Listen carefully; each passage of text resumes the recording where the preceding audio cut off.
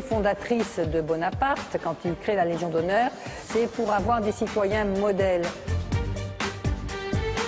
Je vous fais chevalier de la Légion d'honneur.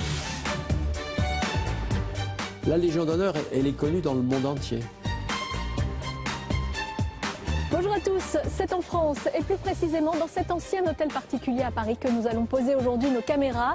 Depuis 1804, l'hôtel de Salm abrite le palais de la Légion d'honneur.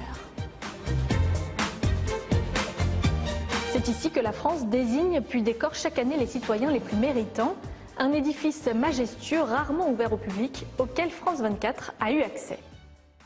À l'origine de la Légion d'honneur, il y a un homme, Napoléon Bonaparte. C'est lui qui décide en 1802 de créer cette prestigieuse distinction française. Il est entouré dans ce salon des premiers grands chanceliers qui ont occupé le palais et qui ont par le passé arbitré les décorations.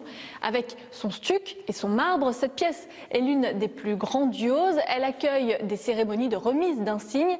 Mais comment la Légion d'honneur est-elle au juste attribuée? Élément de réponse.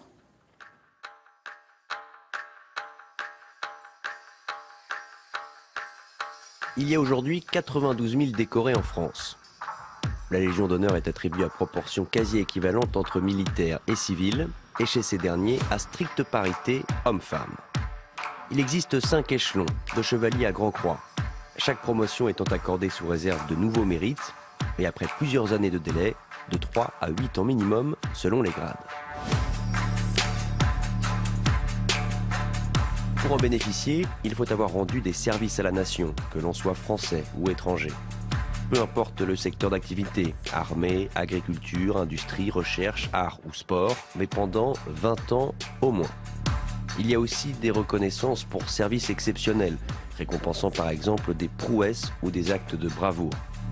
Enfin, certaines attributions sont faites à titre diplomatique pour soutenir la politique étrangère française.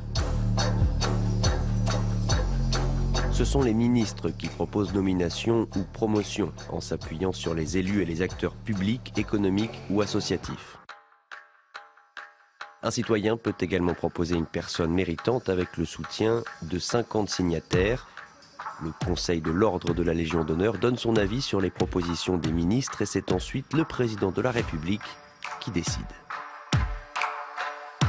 Côté avantage, les légionnaires peuvent inscrire leurs filles, petites-filles et arrière-petites-filles dans les maisons d'éducation de la Légion d'honneur, des établissements scolaires publics prestigieux. Mais contrairement à la rumeur, la récompense ne rapporte pas d'argent, si ce n'est une somme annuelle symbolique attribuée exclusivement aux militaires, de 6,10 € pour le grade de chevalier à 36,59 € pour une Grand Croix.